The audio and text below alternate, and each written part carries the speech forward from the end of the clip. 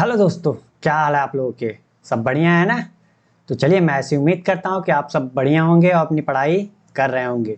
तो एक बार फिर से स्वागत है HMWB बैंकिंग एग्जाम में। जैसा कि आप लोग जानते हैं कि मैं संजय कुमार मौर्य आप लोगों के लिए लेके आया हूँ सिलेक्शन का होम्योपैथ, जिसमें मैं आपको अर्थमेटिक के मिक्स क्वेश्चन की प्रैक्टिस कराता हूँ ताकि आपकी अर्थमेटिक इंप्रूव हो सके और आप कम से कम टाइम में ज़्यादा से ज़्यादा क्वेश्चन सॉल्व कर सकें।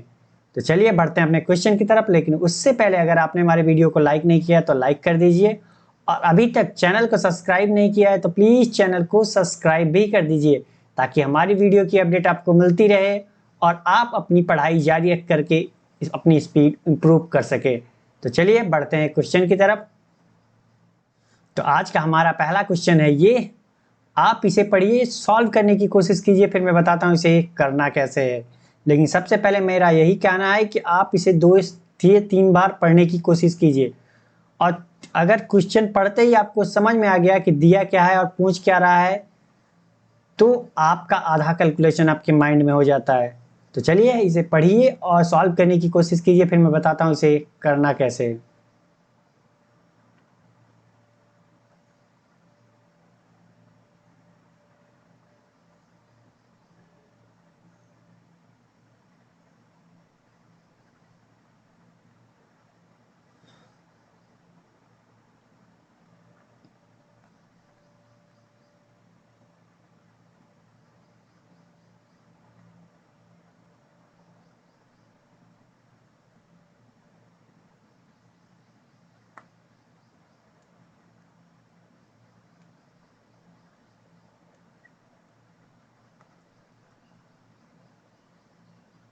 तो चलिए, आपने पढ़ लिया होगा, सॉल्व भी करने की कोशिश की होगी, मैं ऐसी उम्मीद करता हूँ। मैं बताता हूँ इसे सॉल्व कैसे करना, ठीक है। कह रहा एक मिठाई के डिब्बे को 60.75 रुपए में पर बेचने पर सॉरी एक मिठाई के डिब्बे को 60 रुपए 75 पैसे में बेचने पर एक दुकानदार को 25% की हानि होती है।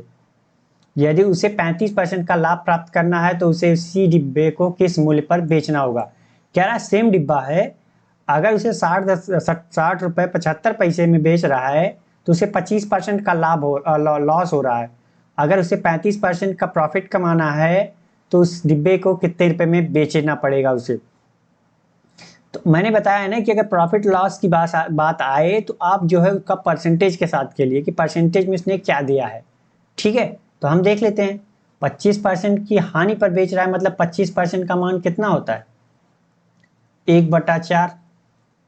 मतलब कहने का अर्थ हमारी कॉस्ट प्राइस अगर 4 है तो वो कितने का बेच रहा है, 25% लॉस मतलब 1 के लॉस पे बेच रहा है। तो कितने पे बेच रहा है, cost price and selling price, कितने पे बेच रहा है, 4 का सामान कितने पे बेच रहा है, 3 का। ये हमारी सेलिंग प्राइस 1 थी, क्योंकि ये बेच रहा है कितने पे, 60.75 रुपए में, ठीक। तो आगे कह रहा है अगर यदि उसे 35% का लाभ प्राप्त करना है तो उसी डिब्बे के किस मूल्य पे बेचना चाहिए। अब 35% का मान कितना होता है, 35/100 करते हैं हम, तो ये कितना होगा, 5×7=35, 5×20=100, 7/20। अगर हमारी CP 20 है तो 35% इसका कितना हुआ, 7 हुआ। मतलब अगर CP 20 है तो SP कितना होना चाहिए, 35% प्रॉफिट कमाने के लिए कितना, 27 होना चाहिए। तो यहाँ पे CP एंड SP का रेशियो कितना दे रखा है, 20 एंड 27 का। ये क्या है, हमारा प्रॉफिट वाला है जो कि मान लेता है SP2 है। तो यहाँ पे देखिए एक ही वस्तु की बात हो रही, तो यहाँ पे हमारा CP कितना है, 4 है, यहाँ पे कितना है, 20 है। तो हमें क्या करना भाई, एक ही वस्तु है तो कॉस्ट प्राइस तो जाहिर सी बात है सेम होगी। तो हम क्या कर लेते हैं, इनको बराबर कर लेते हैं। बराबर करने के लिए हमें क्या करना पड़ेगा, 5 का गुणा यहाँ करना पड़ेगा। तो मैंने बताया ना कि अगर रेशियो में एक तरफ अगर कुछ भी क्रिया करते हैं तो वो क्रिया में दूसरी तरफ भी करनी पड़ेगी, क्योंकि रेशियो बराबर रखने के लिए अगर हमने यहाँ 5 कर दिया तो क्या बाद में रेशियो बराबर रहेंगे, नहीं रहेंगे। तो हमने यहाँ 5 का गुणा किया तो 5 का गुणा हमें SP में भी करना पड़ेगा। तो अब हमारा कितना आ गया, 5×4=20, 5×3=15। CP एंड SP1 का रेशियो कितना आ गया, यहाँ कितना है। अब मर्ज कर लेते हैं, CP SP1 एंड SP2, क्योंकि अब CP बराबर हो गया ना दोनों में, तो अब तो डायरेक्टली मर्ज हो सकता है क्योंकि CP दोनों का सेम है। तो CP 20 SP1 कितना 15 और SP2 27। ठीक, इतना आ गया। लेकिन अब इसमें अब आ जाते हैं जो दिया है। तो मिठाई के डिब्बे को कितने में बेच रहा था SP1? ये हमारा क्या था, 60 रुपये 75 पैसे। कितना था पहले जो बेच रहा था लॉस पे, तो हमारा कौन था SP1 15 है। तो 60.75 15 यूनिट का मान कितना है 60 रुपये 75 पैसे। तो एक यूनिट का मान कितना होगा हमारा, एक यूनिट का मान कितना 15 चौका 60 15 पचे 75, कितना है इतना हो गया। ठीक, 15 चौका 60 15 पचे 75 एक यूनिट का। तो हमसे पूछा क्या उसी डिब्बे को कुछ सिंबल पे बेचना चाहिए। अगर प्रॉफिट कमाना है तो SP2 हमारा था, तो SP2 कितना है 27 यूनिट है हमारा।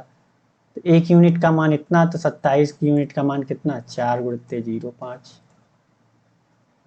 दशमलव। तो 27 दूना 54, ठीक, और 108 हो जाएगा। और 27 पंचे कितना 135, तो यहाँ कितना 35 और 108 109 हो जाएगा। तो 109.35 रुपये में अगर बेचेगा वो, तो उसे कितने का 35% का प्रॉफिट होगा। यहाँ पे कॉस्ट प्राइस पूछता तो कॉस्ट प्राइस भी तो बता सकते हैं, क्योंकि एक यूनिट का मान मिल गया। अब हमसे जो पूछेगा इसमें से वो हम बता सकते हैं। ठीक है, तो समझ में आ गया होगा ये क्वेश्चन। तो हमारा कौन सा आंसर सही है ए। तो बढ़ते हैं अगले क्वेश्चन की तरफ। और अगला क्वेश्चन है हमारा ये, आप इसे पढ़िए फिर मैं बताता हूँ इसे सॉल्व कैसे करना है। ठीक है, बशर्ते आप इसको ध्यान से पढ़िए, जितना हो सके उतना ध्यान से क्वेश्चन को पढ़ने की कोशिश जरूर कीजिए। आप जितना ध्यान से पढ़ेंगे उतना आपके लिए अच्छा है। ठीक, तो आप पढ़िए और सॉल्व करने की कोशिश कीजिए, फिर मैं बताता हूँ इसे करना कैसे।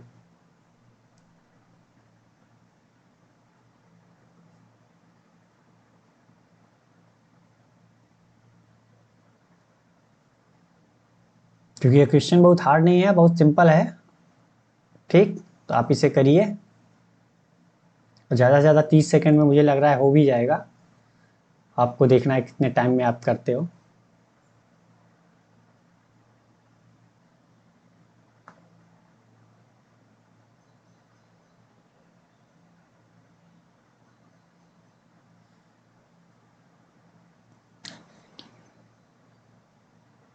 तो चलिए, आपने इसे कर लिया होगा, मैं ऐसी उम्मीद करता हूँ। मैं बताता हूँ इसे सॉल्व कैसे करना। ठीक है, कह रहा है पिछले वर्ष AC और TV की कीमत का अनुपात 6:5 था।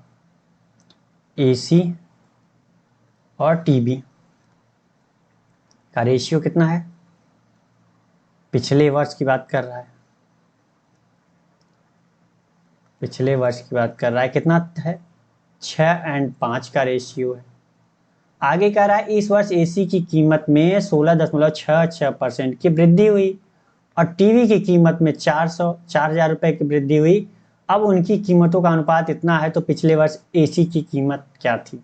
ठीक है, कह रहा है इस वर्ष में क्या हुआ, प्रेजेंट ईयर की बात कर रहा है, वर्तमान वर्ष की बात कर रहा है। तो क्या हुआ, हम मान लेते हैं ये कितना AC हमारी कितनी की थी 6x की थी, और ये TV कितनी थी 5x की थी। मान लिया ये 6x रुपए की थी, ये 5x रुपए की थी। अब कह रहा है कि AC की कीमत में 16.66% की वृद्धि हुई। तो कीमत में कितने की वृद्धि हुई 16.66%। और 16.66% का मान कितना होता है आपको पता है 1/6। तो 6x का 1/6 कितना होगा x, 6x का 1/6 कितना होगा x ही तो होगा। मतलब पहले 6x थी, अब कितनी हो गई इसकी कीमत 7x।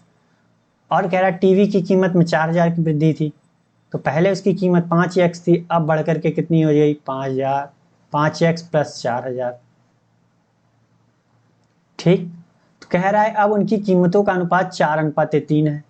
तो अनुपात क्या बात कर रहा है, तो उनकी कीमतों का पहले 7x और इनकी कीमत का अनुपात कितना था 5x प्लस 4,000 था, जो कि अब कितना हो गया है उनके रेशियो का अनुपात 4:3। ठीक, तो हमने रख दिया। तो अब हम क्या करते हैं गुणा कर लेते हैं। तो 7 तरीके 21, 4 पंचे 20, 4 चौका 16, 21x बराबर कितना 20x प्लस 16,000 हो गया ये। तो x का मान कितना आ गया, x का मान कितना आ गया 16,000।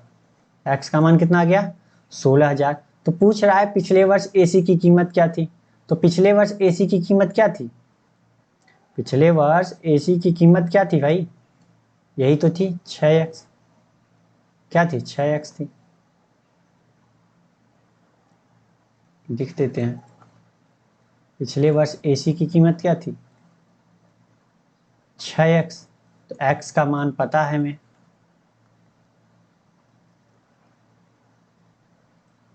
तो x का मान रख देते हैं 16,000, तो 16 छक्के 96। तो मतलब कहने का पिछले वर्ष एसी की कीमत कितनी थी, 16 छक्का 96,000। ठीक, कितनी थी 96,000।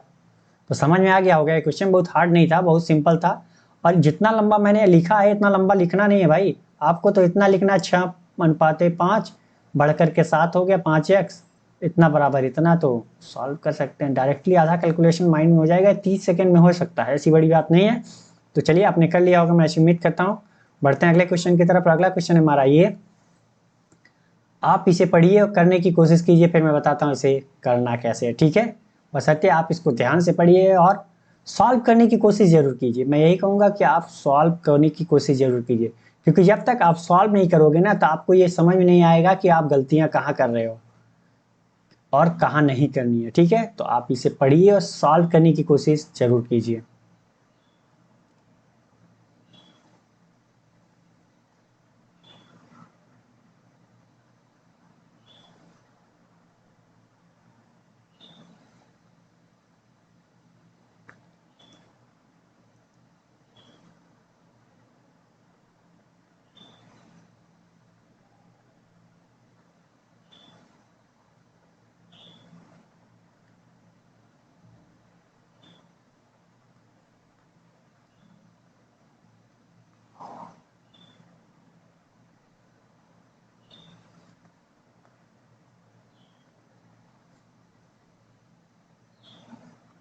तो चलिए आपने इसे कर लिया होगा, ठीक है। मैं ऐसी उम्मीद करता हूँ, मैं बताता हूँ इसे करना कैसे।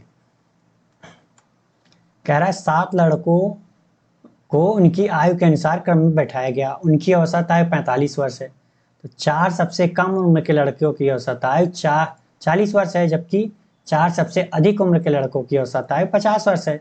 तो चौथे सबसे बड़े लड़के की आयु क्या होगी। तो 7 लड़कों को कह रहा है क्रम के अनुसार बैठाया गया, ठीक। तो हम मान लेते हैं ये पहला हो गया, ये दूसरा हो गया, ये तीसरा हो गया, ये चौथा हो गया, ये पांचवा, ये छठवां, ये सातवां। 7 लड़कों को हमने बैठा दिया।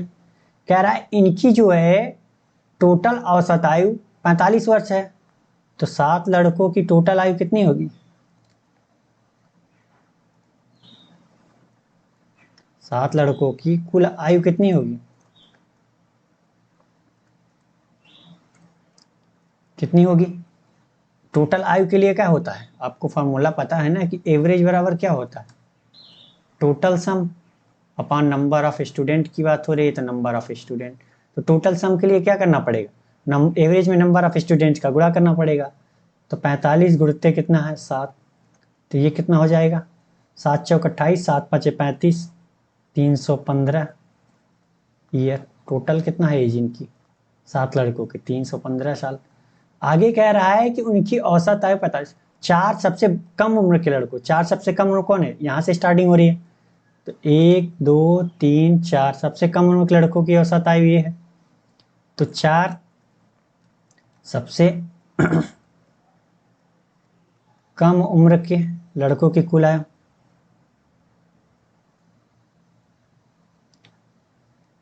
लड़कों की कुल आयु कितनी हो जाएगी,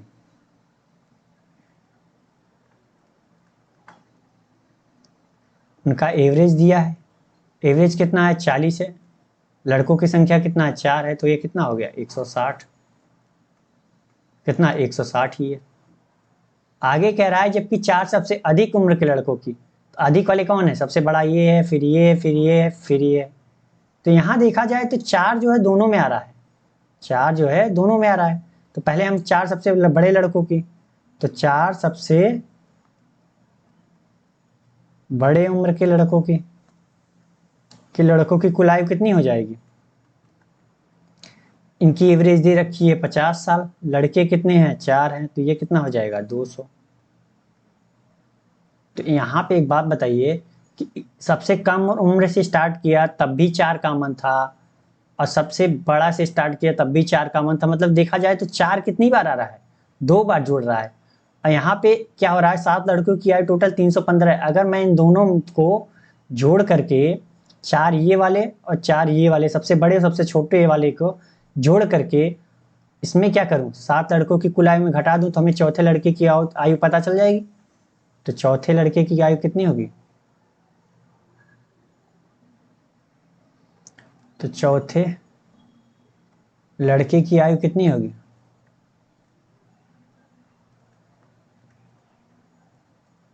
आप ही बताओ। कि ये इसमें भी कॉमन है, ये इसमें भी कॉमन है, मतलब 2 बार है।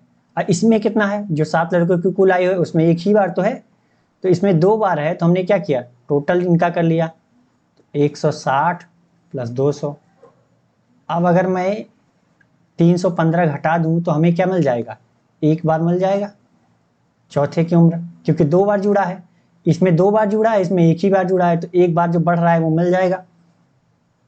तो ये कितना हो जाएगा, 360 माइनस 315 बराबर कितना, 45 साल। तो मतलब चौथे लड़के की उम्र कितनी है, 45 साल। तो हमारा कौन सा सही है, डी वाला। ठीक, तो ये बहुत हार्ड क्वेश्चन नहीं था, आपको समझ में आ गया होगा, आपको बस थोड़ा सा केयरफुल होके सॉल्व करना है।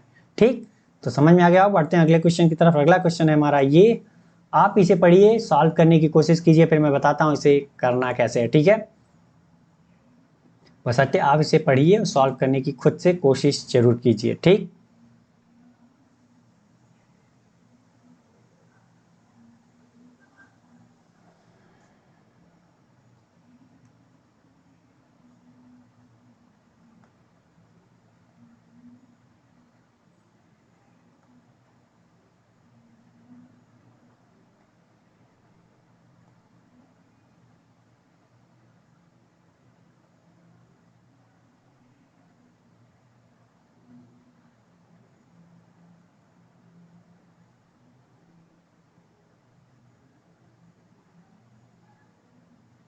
तो चलिए, आपने इसे पढ़ लिया होगा, सॉल्व करने की भी कोशिश की होगी, बहुत हार्ड क्वेश्चन नहीं है, बहुत सिंपल है, आपने कर भी लिया होगा काफ़ी लोगों ने। तो कह रहा है एक सिनेमा हॉल के प्रवेश टिकट का मूल्य जो है 6:7 के अनुपात में बढ़ रही है। प्रवेश टिकट जो है, मतलब जो एंट्री टिकट है, वो टिकट का मूल्य मतलब प्राइस जो था वो 6 से बढ़ करके अब 7 हो गई है, जिससे दर्शकों की संख्या में कितना हो रहा है, 5:4 के अनुपात में घट रह गई है। तो अब संख्या क्या हो रही, पहले 5 हुआ करती थी अनुपात में, अब क्या हुआ, रेशियो 4 में होकर के घट रही है। तो यदि बढ़ोतरी से पहले, यदि पहले उसकी टोटल रेवेन्यू जो थी वो 13,500 थी, तो अब अंतिम दैनिक संग्रह कितना, अब कितना हो रहा है, उसका टोटल रेवेन्यू पूछे। तो आप बताइए कि यहाँ पे कंडीशन वो लग रहा है कि अगर एक पेन की कीमत 5 रुपए है, आपके पास टोटल आपको 10 पेन खरीदना है, तो कितना की होगी, 50 रुपए की। अब ये कह दिया जाए कि पेन की कीमत 1 रुपए बढ़ गई, तो और आपको पेन खरीदने हैं कम, तो वही कंडीशन यहाँ लग रहा है। ठीक है, तो कह रहा है यहाँ पे क्या होगा, पर seat price multiply number of audience,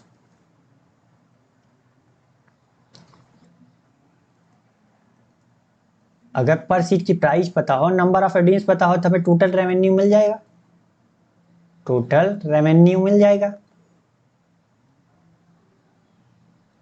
मिलेगा कि नहीं मिलेगा।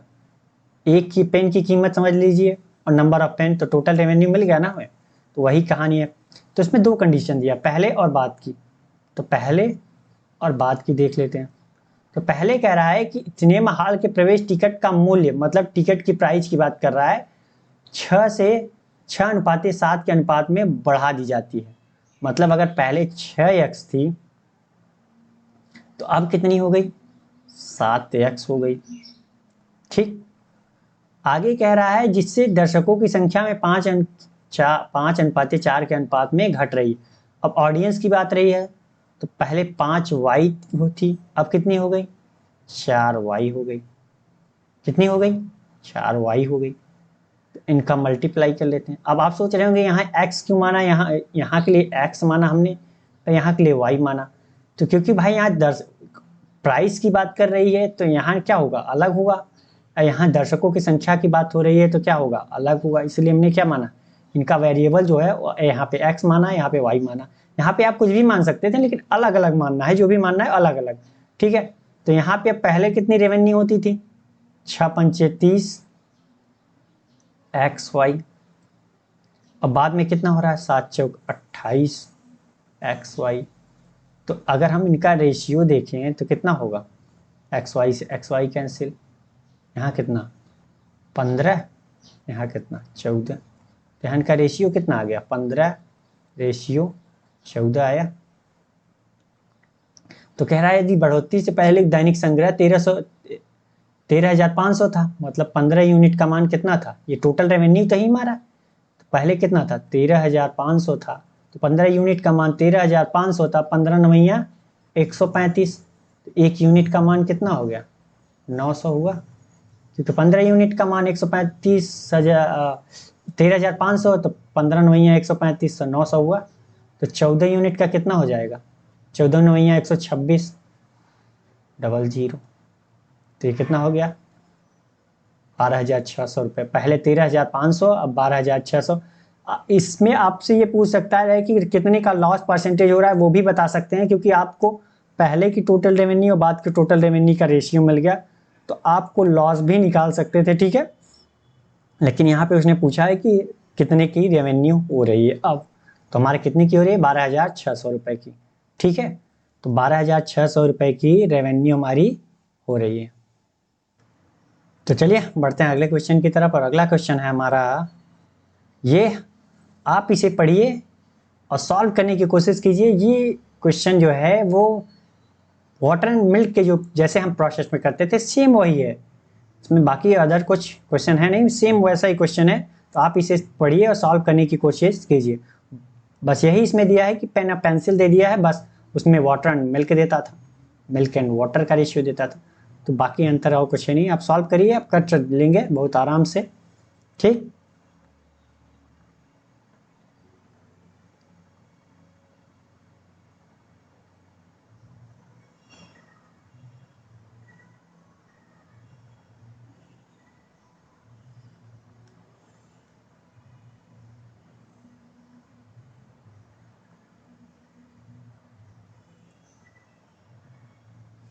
तो चलिए आपने पढ़ लिया होगा, सॉल्व करने की कोशिश की होगी, मैं ऐसी उम्मीद करता हूँ। मैं बताता हूँ इसे करना कैसे, ठीक है। कह रहा है एक डिब्बे में पेन और पेंसिल की संख्या का अनुपात 4:5 है। यदि डिब्बे से 3 वस्तुएं निकाल दी जाती हैं और इसमें 12 पेन डाल दिए जाते हैं तो नया अनुपात 6:5 हो जाता है। तो प्रारंभ में डिब्बे में कुल वस्तुओं की संख्या क्या थी, ठीक। तो सेम वही है कि कह रहा है कि जैसे मिल्क एंड वाटर कहता था, यहाँ पेन और पेंसिल बोल रहा है।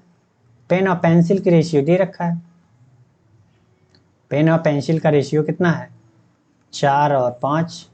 कह रहा है कि 30 निकाल लिया जाता है, मतलब टोटल पेन और पेंसिल निकाल लिया जाता है कितना, 30 टोटल में से, ठीक। टोटल में से 30 निकाल लिया जाता है। तो आप एक बात बताइए कि टोटल में से अगर वो निकाल लिया जाता है तो रेशियो क्या होगा, अभी भी रेशियो मैंने बताया है ना, कि मैंने आपको प्रूफ भी किया है कि अगर मिक्सचर में से कुछ भी निकाला जाता है तो रेशियो क्या रहता है, वो सेम रहता है। जो पहले रेशियो था अभी भी रेशियो वही रहेगा। अगर मिक्सचर निकाला जा रहा है तो रेशियो अभी भी वही रहेगा। अगर अलग अलग निकाल रहा है तो अलग की बात है, लेकिन मिक्सचर निकाल रहा है तो रेशियो क्या होता था, जो पहले रेशियो हुआ करता था वही मिल्क एंड वाटर का बाद में भी होता था। तो यहाँ पे पेन और पेंसिल की बात हो रही है, तो जो पहले पेन और पेंसिल की रेशियो थी वही रेशियो क्या होगी, बाद में होगी। अब कह रहा है कि और उसमें 12 पेन डाल दिए जाते हैं, तो 12 पेन उसमें क्या हुआ, ऐड कर दिया गया। तो अब रेशियो कितना हो जाता है, 6 और 5 का रेशियो हो जाता है। तो ठीक है, 6 और 5 का हमने लिख दिया, ठीक। तो यहाँ पे रेशियो कितने का था, 4 और 5 का, यहाँ पे कितना आ गया, 6 और 5 का। पेंसिल के हमने क्या किया, यहाँ पे पेंसिल तो ऐड किया नहीं, तो पेंसिल का मान क्या होना चाहिए था, समान। तो यहाँ पे 5 है तो यहाँ पे भी 5 है, तो हमको क्या करना है, अब कुछ नहीं करना है। अगर हमें यहाँ पे पेंसिल कुछ रेशियो कुछ अलग होता, यहाँ पे कुछ अलग होता, तो हमें क्या करना पड़ता, बराबर करना पड़ता, क्योंकि हमने पेंसिल तो मिलाया नहीं है। जो पेंसिल का मान पहले था वही बाद में था। तो यहाँ पे क्वेश्चन में पहले से ही दे दिया है कि जो पहले था वो बाद में भी है, तो हमें इसमें अब कुछ नहीं करना है। डायरेक्ट देख लेते हैं कि यहाँ 4 यूनिट से बढ़कर कितनी हो गई, 6। मतलब कहने का 2 यूनिट बढ़ा, लेकिन पेंसिल की संख्या कितनी बढ़ गई, 12। तो 1 यूनिट का मान कितना हो गया, 6 हो गया। 1 यूनिट का मान 6, तो 4 यूनिट का मान कितना, 24। 1 यूनिट का मान 6 है तो 4 यूनिट का मान 24, और 5 यूनिट का मान कितना, 30। तो आप बताइए टोटल यहाँ कितना हो गया, 24 और 30 कितना, 54। कितना हो गया टोटल, 54 यहाँ पे। तो आप बताइए कि 30 ठो निकालने के बाद 54 था, तो पहले कितना रहा होगा यहाँ पे, यहाँ पे कितना रहा होगा, 84 रहा होगा, तभी ना 30 निकालने पर 54 बचा। तो हमारा कौन सा आंसर सही है, डी वाला। तो यही तो पूछ रहा है हमसे, डिब्बे में कुल वस्तुओं की क्या संख्या क्या थी, संख्या क्या थी, यही तो हमसे पूछ रहा है। तो कितनी थी, 84। ठीक, तो समझ में आ गया होगा आपको। बढ़ते हैं अगले क्वेश्चन की तरफ। अगला क्वेश्चन है हमारा ये, आप इसे पढ़िए, फिर मैं बताता हूँ इसे सॉल्व कैसे करना है, ठीक है। बशर्ते आप इसको ध्यान से पढ़िए और सॉल्व करने की कोशिश कीजिए, फिर मैं बताता हूँ इसे करना कैसे। लेकिन आप अपने से ट्राई जरूर कीजिए, क्योंकि आपको पता चलेगा ना कि आप कहाँ नहीं कर पा रहे हो, कहाँ रुक रही है आपकी पेन। तो जब वहाँ पे रुकेगी पेन, तो अगर आपने देख कर वीडियो फिर से सॉल्व किया, तो अगली बार आपकी पेन नहीं रुकेगी, ठीक है।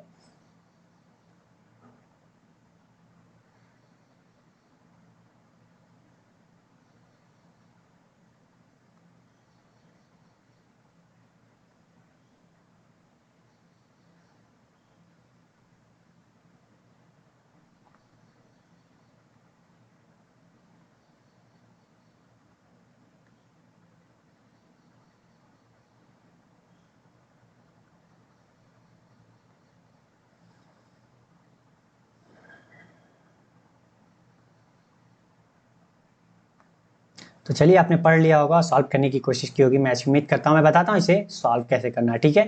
कह रहा एक दुकानदार ने 10 वस्तुएं 440 में खरीदी और 14 वस्तुएं 880 में बेच दी।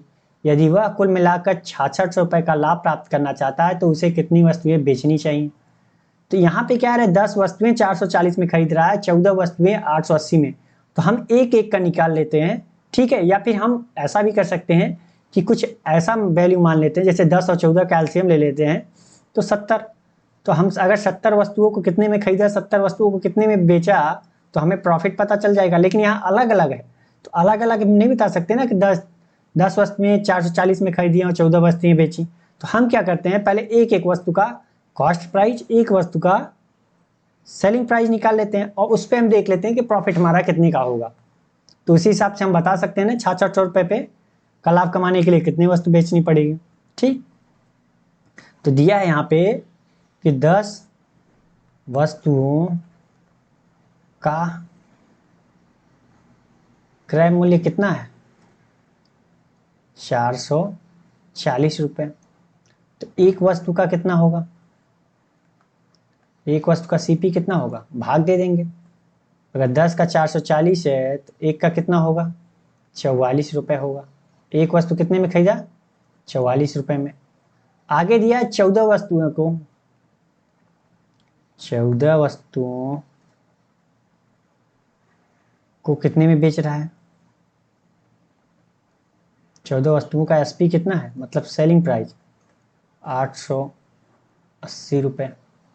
तो एक वस्तु का सेलिंग प्राइस कितना होगा, एक वस्तु का सेलिंग प्राइस कितना होगा, 880 बटा 14। कुछ कटेगा, 2 से कटेगा तो 440 बटा 7, बाकी और कुछ नहीं कटेगा। तो एक वस्तु पर प्रॉफिट कितने का हो रहा है, एक वस्तु पर प्रॉफिट देख लेते हैं। तो एक वस्तु पर प्रॉफिट कितने का हो रहा है, कॉस्ट प्राइस हमारी ये है, सेलिंग प्राइस ये है हमारी। तो अगर प्रॉफिट देखना है तो हम क्या करना पड़ेगा, सेलिंग प्राइस में से कॉस्ट प्राइस घटाना पड़ेगा। यही तो करते हैं भाई, selling price minus cost price. तो सेलिंग प्राइस हमारी कितनी है, 440/7 और कॉस्ट प्राइस कितनी है 44। तो यहाँ पे मैं अगर 44 कॉमन कर लूँ तो 44, तो यहाँ बचेगा कितना 10/7 और -1, 10/7 और -1 बच जाएगा। तो यहाँ पे कितना सॉल्व कर लेंगे तो कितना हो जाएगा 44, यहाँ पे 3 बच जाएगा 3/7। तो कितना हो जाएगा ये 4×3=12, 4×3=12, 13, 132/7 रुपये का एक वस्तु पे प्रॉफिट हो रहा है। तो 132 रुपये, यहाँ पे हमसे पूछा है कि 6600 रुपये का लाभ कमाना है। तो एक बात बताइए, 132/7 रुपये का लाभ किस पे हो रहा है? रुपए का लाभ कितनी वस्तु को बेचने पर हो रहा है? एक वस्तु को बेचने पर। कितनी वस्तु को बेचने पर? एक वस्तु को बेचने पर। तो 1 रुपए का लाभ कब होगा? कितनी वस्तु बेचें? तो ये क्या होगा, बटे में जाएगा तो 7 ऊपर हो जाएगा, 132 नीचे हो जाएगा। तो इतनी वस्तु को बेचने पर क्या होगा? तो अब ये पूछ रहा है कि 6600 रुपये का लाभ कमाना है, 1 रुपए का लाभ कमाने के लिए इतनी वस्तु को बेचना पड़ेगा। तो अब 6600 रुपये कमाना है, तो 6600 रुपये का लाभ कमाना है तो कितना होगा? 1×7/132 × 1 रुपए का लाभ कमा रहा था, कितनी वस्तु बेच रहा था? अब 6600 रुपये का लाभ कमाना है तो कितनी वस्तु बेचनी पड़ेगी? तो यहाँ पे देख लेते हैं, 66 दूना 132, यहाँ कितना बच गया 100, यहाँ कितना 50, और 50 का गुणा 7 में करेंगे तो कितना 350 वस्तु। कितनी वस्तु बेचनी पड़ेगी? 350 वस्तु बेचनी पड़ेगी। कितनी वस्तु बेचनी पड़ेगी? 350 वस्तु बेचनी पड़ेगी। तो इसमें से कौन सा सही है? कोई नहीं, तो हमारा नन ऑफ दीज। ठीक, तो समझ में आ गया होगा ये कि आया कहाँ से। मैंने पूरा प्रॉपर ये बता दिया है। आप सोच रहे होंगे कि इतना लंबा करना है हमें, तो इतना लंबा नहीं करना भाई आपको। जब आप प्रैक्टिस, ये मैंने आपको कॉन्सेप्ट क्लियर करने के लिए बताया, जब आपका कॉन्सेप्ट क्लियर हो जाएगा तो आप सीधे सीधे यही करोगे कि एक वस्तु पे प्रॉफिट कितने की हो रही है? 44 का। देख लीजिए, मैं शॉर्ट भी बता दे रहा हूँ। तो 10 वस्तु को खरीदा कितने पे? 440 पे। तो एक वस्तु का खरीदा कितने पे? 44 पे। ये हमारी क्या हो गई? सीपी। ठीक, और 14 वस्तु को 880 में बेचा, तो एक वस्तु को कितने में बेचा? 88, 880/14। तो यहाँ से अगर प्रॉफिट देखा जाए तो यहाँ कितने का होगा? इसके 44/7 कर सकते हैं। यहाँ प्रॉफिट देखा जाए तो इसमें से इसमें घटा देंगे तो क्या हो जाएगा हमारा? 44 3/7। ये क्या है? एक वस्तु पे है, तो इधर गुणा कर देंगे, कितना हो जाएगा? 6600 का लाभ कमाना है तो कितना करेंगे? 6600 का लाभ कमाना है तो इधर कितना करेंगे? 7 ऊपर हो जाएगा, ये 44/3 कितना हो जाएगा? 44/3 नीचे हो जाएगा। ये एक वस्तु को बेचने पर प्रॉफिट इतने का हो रहा है, तो 6600 का प्रॉफिट कमाने के लिए 6600 को गुणा कर देंगे, तो यही हो गया। डायरेक्ट वही आएगा। कितना आएगा? सॉल्व कर लीजिए, क्योंकि 4×3=12, 4×3=12, यहाँ एक पूरा कैंसिल हो जाएगा 2, ये कितना हो जाएगा? 50 बच जाएगा, ये 350 आ गया। तो आप जब क्या है कि जब आप प्रैक्टिस करने लगोगे ना, तो आपको इतना लिखने की जरूरत नहीं पड़ेगी। जो आपने ये रेड में मैंने लिखा है, सिर्फ इतना ही लिखना पड़ेगा। उसमें से भी आप जो है माइंड में कर चुके होंगे। जैसे मैंने बताया ना, 10 वस्तु का 440, तो 440/10 तो लिखेंगे नहीं आप। डायरेक्ट माइंड में होगा कि सीपी जो हमारी 44 आ रही है, एसपी जो आ रही है 880/14, मतलब 440/7 आ रहा है। तो डायरेक्ट घटाएंगे ना, तो कैलकुलेशन जब तक नहीं करोगे तब तक स्पीड नहीं आएगी भाई। तो इसके लिए आपको अपनी कैलकुलेशन स्पीड बढ़ानी पड़ेगी और प्रैक्टिस करनी पड़ेगी। ठीक है, तो चलिए बढ़ते हैं अगले क्वेश्चन की तरफ। अगला क्वेश्चन हमारा ये, आप इसे पढ़िए, सॉल्व करने की कोशिश कीजिए, फिर मैं बताता हूँ इसे करना कैसे। सत्य, आप इसे ध्यान से पढ़िए, सॉल्व करने की कोशिश जरूर कीजिए।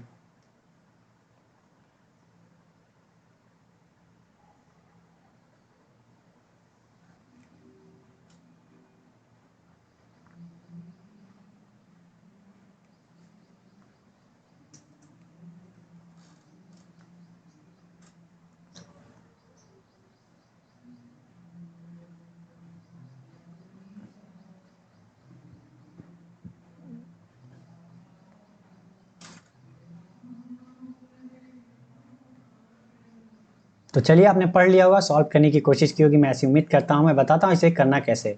कह रहा है एक बेईमान जो है फल विक्रेता है, वस्तु का लागत मूल्य जो है कॉस्ट प्राइस पर बेचता है, लेकिन खरीदने और बेचने दोनों समय झूठे वजन का प्रयोग करके 25% का धोखा देता है। तो उसका लाभ प्रतिशत कितना होगा? तो प्रॉफिट या लॉस के लिए हमें क्या चाहिए? सीपी एंड एसपी का रेशियो चाहिए, क्योंकि यहाँ पे परसेंटेज में दिया है। तो आप बताइए कि वो बोल रहा है कि खरीदते समय भी और बेचते समय भी 25% का वो क्या कर रहा है? धोखा दे रहा है। तो आप बताइए कि मान लीजिए उसने 1 किलो फल खरीदा किसी से, तो 1 किलो फल खरीदा उसने कितना? 1 किलो फल, मतलब 1000 ग्राम खरीदा। 1 किलो में कितना होता है? 1000 ग्राम खरीदा। लेकिन कह रहा है कि 25% का क्या हुआ? उसने प्रॉफिट कमा लिया वहां पे। मतलब कहने का अर्थ, पैसा तो दिया उसने कितने का? 1 किलो का, लेकिन वो लिया 25% का धोखा दिया। मतलब कितने ले लिया? 1250 ग्राम। 1000 का 25% कितना होता है?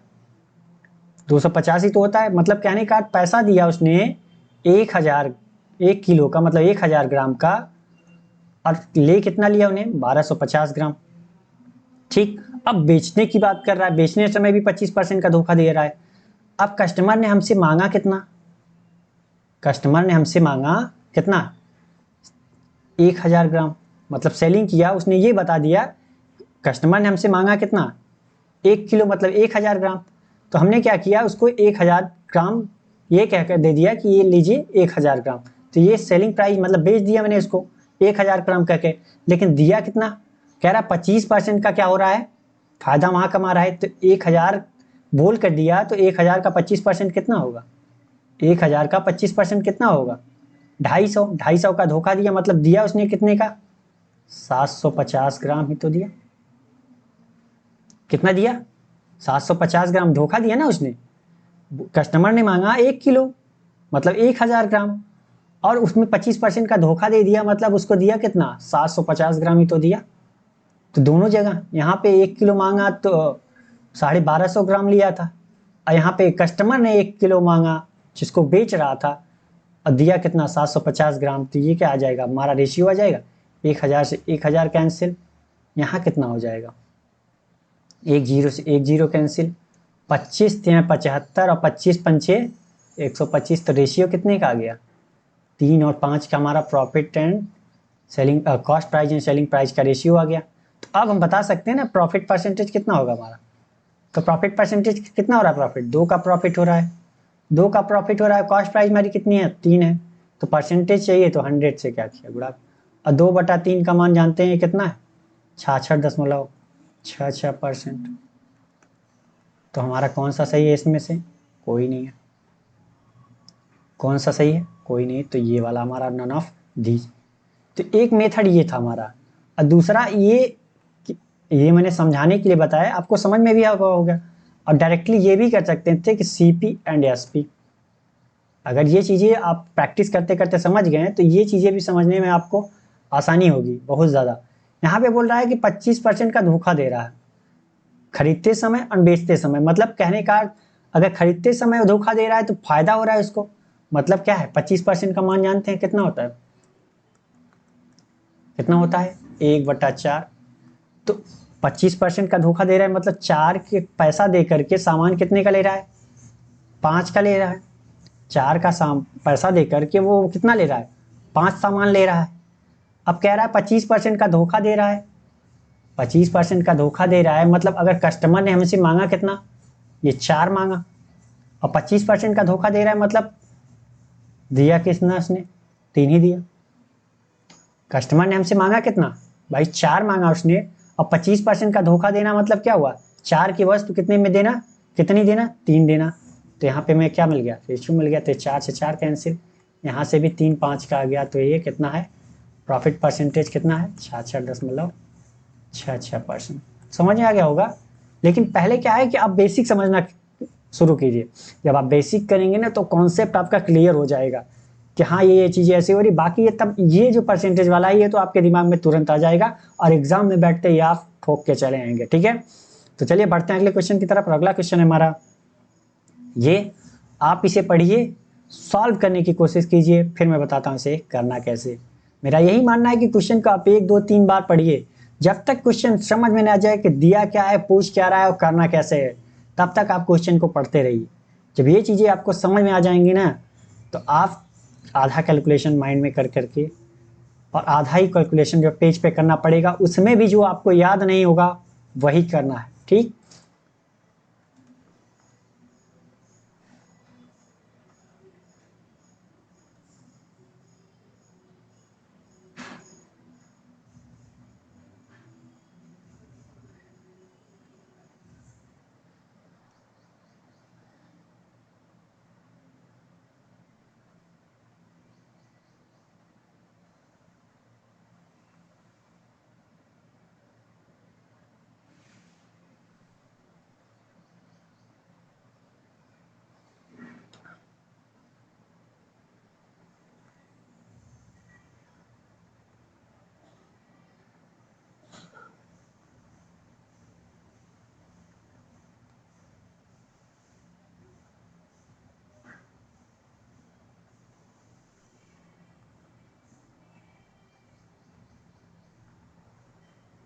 तो चलिए, आपने पढ़ लिया होगा, सॉल्व करने की कोशिश भी की होगी, मैं बताता हूँ इसे करना कैसे। कह रहा है अनुज ने 4950 रुपए की राशि 3 वर्षों के लिए उधार ली। यदि पहले वर्ष के लिए ब्याज दर 11.11%, प्रतिवर्ष, दूसरे वर्ष के लिए 9.09%, प्रतिवर्ष और तीसरे वर्ष के लिए 10% प्रतिवर्ष थी, तो अनुज की कुल कितना चक्रवृद्धि ब्याज मिला। कंपाउंड इंटरेस्ट पूछ रहा है। तो चलिए, इसके मैं 2 मेथड बताता हूँ, एक बेसिक प्रॉपर फार्मूला से और दूसरा शॉर्ट में बताऊंगा, ठीक है। तो यहाँ पे कह रहा है कि आपको पता है कि अमाउंट बराबर क्या होता है, principal 1 plus R upon 100 into time, यही तो होता है। तो प्रिंसिपल कितना दिया है, 1950, लेकिन रेट ऑफ इंटरेस्ट यहाँ पे अलग अलग है। तो टाइम तो 3 वर्ष है, लेकिन पहले वर्ष के लिए कितना है, 1 प्लस आर का मान पहले वर्ष के लिए कितना दिया है, 11.11% अपॉन 100, ठीक। दूसरे वर्ष के लिए कितना दिया है, 1 प्लस 9.09% अपॉन 100, ठीक है। और तीसरे वर्ष के लिए कितना दिया है, 1 प्लस 10 बाई कितना 100, ये तीनों साल का हो गया। तो आप बताइए यहाँ से कितना आएगा, क्योंकि 11% का मान कितना होता है, 11.11% का मान कितना होता है, 1/9 ही तो होता है। तो आप सोच रहे होंगे कि 1/9 कैसे आया। तो हम भाई क्या करते हैं, 11.11% को क्या करते हैं, परसेंटेज से हटाने के लिए हम क्या करते थे, 100 से भाग ही तो करते हैं। तो यहाँ भी तो यही किया है हमने, 100 से भाग करेंगे तो यहाँ कितना हो जाएगा, मान लीजिए 11.11% का मान, तो यहाँ कितना आएगा, 1/9 ही तो होएगा। तो यहाँ पे हम डायरेक्ट लिख देते थे 11.11% का मान 1/9। तो अगर परसेंटेज को हटाने के लिए हम क्या करते थे, 100 का भाग देते थे, तब भी तो मान कितना आएगा, अगर सॉल्व भी करेंगे तब भी मान कितना आएगा, 100 आएगा, 1/9 ही आएगा। तो यहाँ पे हम क्या इसकी जगह पूरा 9 रख सकते हैं। अगर नहीं विश्वास है आपको तो 11.11%, ठीक है, 100/9 करिए तो ये कितना हो जाएगा हमारा, 1199, 11, यही तो आएगा। तो ये क्या है, ठीक, कितना आ गया, ये आ गया। 100/9 का मान कितना होता है ये, तो 1/9 का मान कितना हो जाएगा, 100 का भाग इधर हो जाएगा, तो 11.11/100, यही तो होता है। 11.11/100, 11.11/100 9, तो डायरेक्ट हम क्या रख सकते हैं, 50। यहाँ 1/9 रखेंगे तो 1 प्लस 1/9 प्लस 1, यहाँ 9.09% का मान कितना हो जाएगा, 1/11, यहाँ पे कितना हो जाएगा, 1/10। अब सॉल्व कर लेते हैं, तो ये कितना हो जाएगा, 49/50, यहाँ कितना हो गया, 9 1 का 9 1 10/9, यहाँ कितना आ गया, 12/11, यहाँ कितना आ जाएगा, 11/10, ठीक। अब सॉल्व कर लेते हैं, 10 से 10 कैंसिल, 11 से 11 कैंसिल, 3 त्रिका 9, 3 चौक 12, तो 3 त्रिका 9, 3 चौक 12, तो ये कितना आ गया, 49/50 और 4/3 इसको ऐसे रहने देते हैं। ये क्या हमारा अमाउंट आ गया। तो अगर हमें CI चाहिए तो हम क्या करना पड़ेगा, ए में से अमाउंट में से प्रिंसिपल घटाना पड़ेगा। तो अमाउंट कितना है हमारा 4950 गुणित 4/3 है। प्रिंसिपल कितना है 4950 है। तो 4950 कॉमन कर लिया हमने तो कितना आ गया हमारा,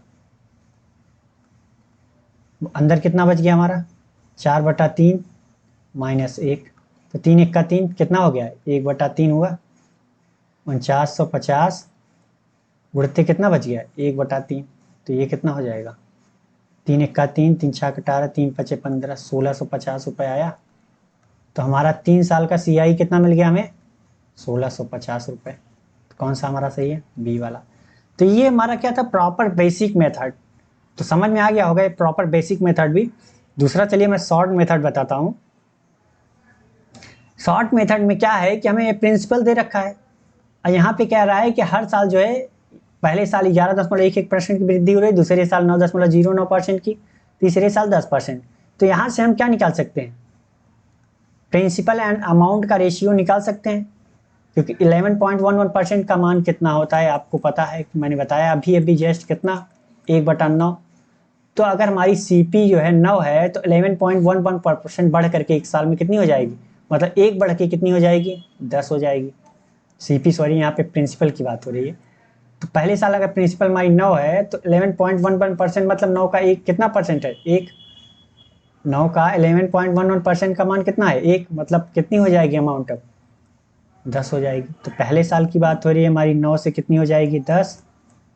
अगले साल भी 9.09% का मान कितना होता है, जाहिर सी बात है आपको पता है 1/11 होती है। तो 11 से बढ़ करके कितनी हो जाएगी 1 बढ़ेगी तो 12 हो जाएगी। और 10 से कितनी हो जाएगी तीसरे साल 11 हो जाएगी। तो अब 11 से 11 कैंसिल, 10 से 10 कैंसिल, 3 त्रिका 9 3 चौका 12, 3:4 आ गया हमारा। ठीक, तो हमें प्रॉफिट कितने का हो रहा है, प्रॉफिट कितने का हो रहा है हमें 1 यूनिट का। तो यहाँ पे बताइए कि 3 यूनिट का मान ये प्रिंसिपल है हमारा। तो यहाँ लेकिन प्रिंसिपल कितना दिया 4950, 3 यूनिट का मान 4950, तो 1 यूनिट का मान कितना होगा 1650 होगा। 1 यूनिट का मान कितना होगा 1650। तो हमारा प्रॉफिट क्या है, हमारा प्रॉफिट भी तो 1 यूनिट है। तो प्रॉफिट हमारा कितना 1 यूनिट है, तो ये कितना होगा 1650 रुपये। ठीक, तो कौन सा आंसर सही है हमारा बी वाला। तो सबसे पहले मैं यही कहूँगा कि आपके बेसिक क्लियर होने चाहिए। बेसिक क्लियर होगा तो आप शॉर्ट अपने आप बनाओगे। ठीक है, तो समझ में आ गया होगा ये भी। बढ़ते हैं अगले क्वेश्चन की तरफ। अगला क्वेश्चन है हमारा ये, आप इसे पढ़िए, जो जो कहता जाए वो करते जाइए। बहुत हार्ड क्वेश्चन नहीं है, क्योंकि आपको भी पता है कि एज वाले क्वेश्चन बहुत हार्ड नहीं होते। जो जो कहता जाए वो करते जाइए, आंसर आपका आपके सामने होगा, वो भी सेकेंडों में। ठीक है, तो आप पढ़िए, इसे करिए, फिर मैं बताता हूँ इसे करना कैसे।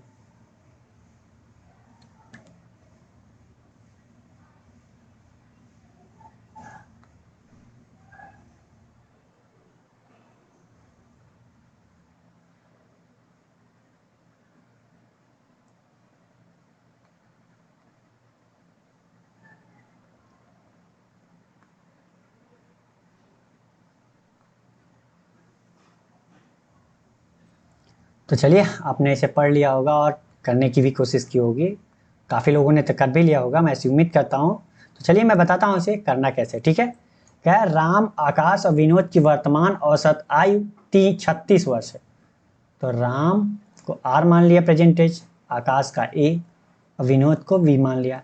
तो इनका एवरेज कितना होगा, एवरेज निकालने की प्रेजेंटेज इतनी है तो 3 से भाग दे देंगे तो निकल आएगा कितना एवरेज, जो कि 36 वर्ष है। भाई तो कितना होगा, राम, आकाश और विनोद की टोटल आयु कितनी हो जाएगी 36, तो यहाँ 108 वर्ष।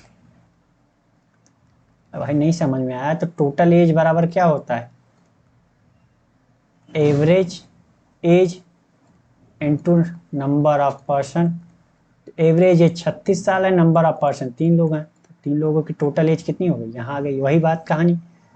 अब से 20 वर्ष बाद, सेकंड कंडीशन दिया है कि अब से 20 वर्ष बाद राम की आयु, अभी कितनी है उसकी R है, तो अब से 20 वर्ष बाद कितनी होगी R + 20। आकाश और विनोद की वर्तमान आयु के योग के बराबर होगी। तो बराबर होगी किसके, आकाश प्लस विनोद की वर्तमान आयु के, वर्तमान आयु तो ए भी है। तो अब ए प्लस वी का मान यहाँ भी है, ए प्लस वी का मान की जगह हम आर प्लस 20 रख सकते हैं। तो आर पहले से है, आर प्लस 20 रख दिया, बराबर कितना 108। तो 2r बराबर कितना 20 इधर जाए आएगा तो कितना हो जाएगा 88। तो r का मान कितना आ गया 44 वर्ष। तो हमसे पूछा क्या है, राम की वर्तमान आयु, राम को हमने क्या माना था r, तो r की आयु कितनी आ गई 44 वर्ष। ठीक, तो वर्तमान आयु कितनी आ गई 44 वर्ष। तो आप ही बताइए कि इसे सॉल्व करने में कितना टाइम लगा होगा आपको। आपने तो इसे माइंड में ही कर लिया होगा काफ़ी लोगों ने, लेकिन वो डिपेंड करता है कि आपने प्रैक्टिस कितनी कर रखी है। तो आप प्रैक्टिस करिए, हमारे साथ बने रहिए, क्योंकि हमने मिक्स क्वेश्चन आपके लिए करा रहा हूँ। ठीक है, तो अगर आप इसी तरह मेरे साथ बने रहेंगे तो आप अपनी स्पीड खुद ब खुद 1 महीने 1.5 महीने में देखेंगे कि आपकी स्पीड क्या है। ठीक, तो चलिए बढ़ते हैं अगले क्वेश्चन की तरफ। अगला क्वेश्चन है हमारा ये, आप इसे पढ़िए और करने की कोशिश जरूर कीजिए। मेरा यही सजेशन है कि आप पढ़ने की कोशिश जरूर कीजिए। जब तक आप पढ़ोगे नहीं और खुद से नहीं सॉल्व करोगे तो कितना भी कोई भी टीचर पढ़ा ले आपको, उस टाइम तक तो याद रहेगा जब तक वो बता रहा है, फिर आप धीरे धीरे भूल जाओगे, क्योंकि देखने से चीज़ें याद नहीं होती हैं, जब गलतियां करता है इंसान तब याद होती है। तो आप इसे पढ़िए और करने की कोशिश कीजिए। अगर आपको टाइम लगता है तो कोई बात नहीं, वीडियो रोक करके सॉल्व कीजिए, लेकिन करिए जरूर। ठीक, तो उसके बाद मैं बताता हूँ इसे करना कैसे।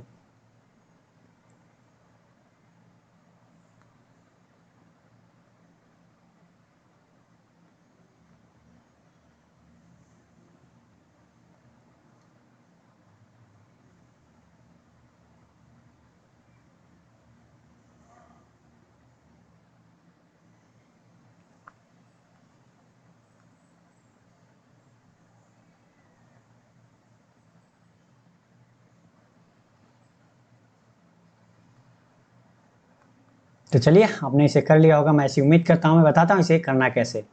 कह रहा है यदि किसी बेलन की ऊंचाई को दुगना कर दिया जाए और त्रिज्या को 50% घटा दिया जाए तो उसके आयतन में कितने प्रतिशत की परिवर्तन होगा। तो आयतन की बात हो रही है, तो बेलन का आयतन आप फॉर्मूला जानते हैं कितना होता है। बेलन का आयतन कितना होता है,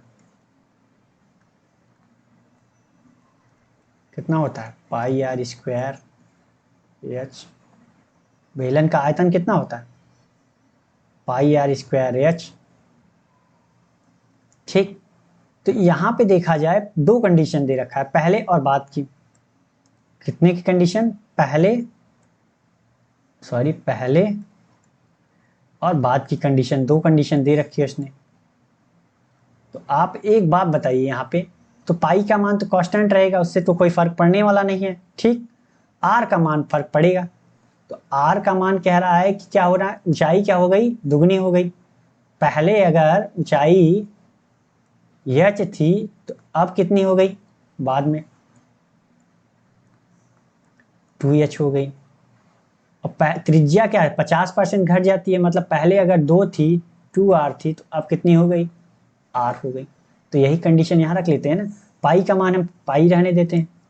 r का मान क्या कह रहा है कि त्रिज्या का मान 50% घट जाता है। भाई 50% का मान मान लो कितना होता है, वो होता ही है 50% का मान कितना होता है 1/2।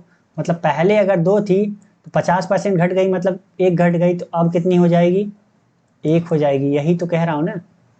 तो पहले कितनी थी 2r थी मान लेते हैं, तो 2r का स्क्वायर अब कितनी हो जाएगी, पाई की हर जगह कांस्टेंट है तो अब कितनी हो जाएगी r हो गई। तो r का स्क्वायर है तो r स्क्वायर कर दिया। ऊंचाई कह रहा है कि पहले जो थी h थी, बाद में कितनी हो गई दुगनी, अब तो 2h मान लिया। तो अब हम इसे सॉल्व कर लेते हैं। तो प्रतिशत पूछ रहा है तो हम इन दोनों के बीच का रेशियो निकाल लेते हैं।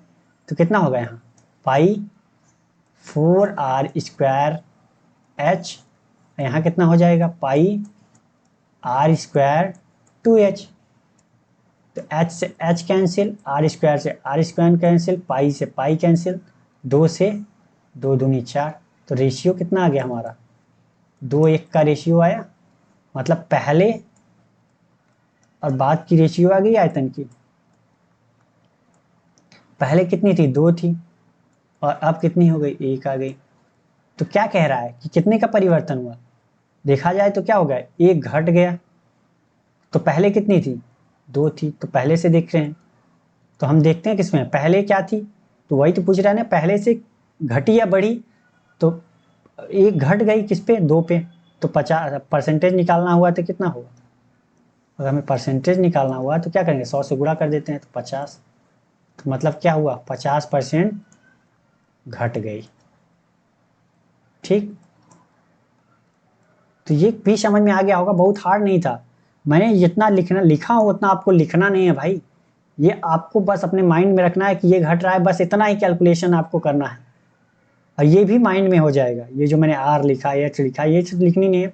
आपको पता है कि आर स्क्वायर एच होगा, पाई आर स्क्वायर एच होगा, पाई से कोई मतलब नहीं है। आर का मान क्या हो रहा है, घट रहा है। मतलब पहले अगर 2 था तो 2 दूनी 4 था, अब कितना हो गया, आर बचा, मतलब 3 घट गया। तो इसी हिसाब से आप कैलकुलेशन कर सकते हो माइंड में, जब तक प्रैक्टिस करोगे तभी ये चीज़ें पॉसिबल हैं, वरना आप लिखते रह जाओगे एग्जाम में और तब तक दूसरा कोई सिलेक्शन ले जाएगा। ठीक है, तो आज के लिए बस इतना ही। अगर ये वीडियो आपको पसंद आई हो तो लाइक करें और अपने दोस्तों के साथ शेयर करना बिल्कुल ना भूलें, ताकि उनका भी भला हो सके। और अभी तक आपने स्वयं सब्सक्राइब नहीं किया तो प्लीज़ चैनल को सब्सक्राइब कर लीजिए, ताकि हमारी वीडियो की अपडेट मिलती रहे और नए नए वीडियो जो मैं आपके लिए बना रहा हूँ सिलेक्शन के लिए, उसकी भी अपडेट आपको मिलती रहे। ठीक है, तो थैंक यू, बाय बाय, मिलते हैं नेक्स्ट वीडियो में एक नए क्वेश्चन और एक नए जोश के साथ।